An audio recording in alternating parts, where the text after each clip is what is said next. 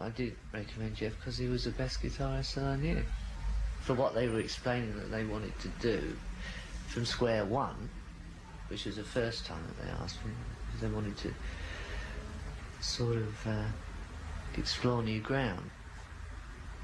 And when it came around the second time, I said, well, you know, why not ask Jeff?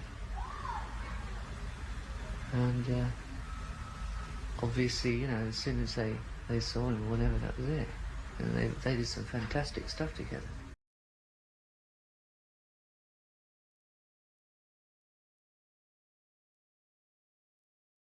Well, I've been to a few gigs before that, and Jeff had always said it'd be great if we could play together, and I'd say yeah, it would, but I never ever thought it would be possible in any shape or form.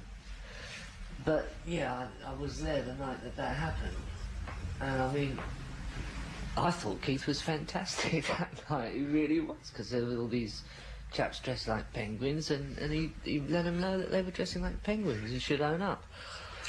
But of course, old Paul Samwell Smith didn't really like this too much, and he said, I'm leaving the band, and I think he looked at Jim McCarthy and said, Jim, you should do the same thing, Jim. But he didn't. I guess they thought that he changed his mind the next day. I mean, I certainly did. I thought it was a bit of a joke. I didn't think it was very serious. But then Jeff called me up and said, look, he's really left the band. And I said, what? I'll come and play if you like, because I'd certainly been listening and, you know, and sort of, mind you, it's a big role to fill, Samwell Smith, because he was some radio bass player, I can tell you. But the thing was that we hoped that we could get Chris to play the bass parts, and then Jeff and I would be doing a sort of dual lead thing, which really could have started a whole new thing going. Viewed that way, you know, the rest of the band seemed really keen on it. So I picked up the bass for the first time.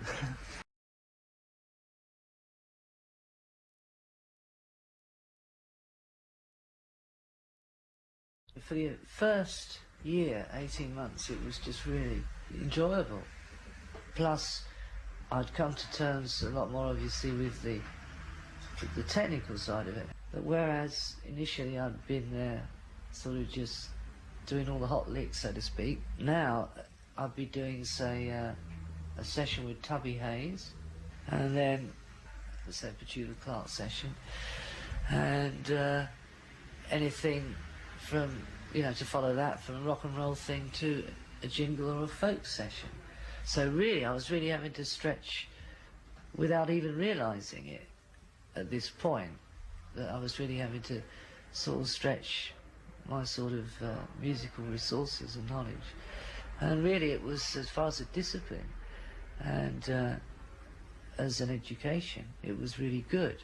Until the day that I was booked to do a Muzak session. Yeah, I just decided I've got to get out.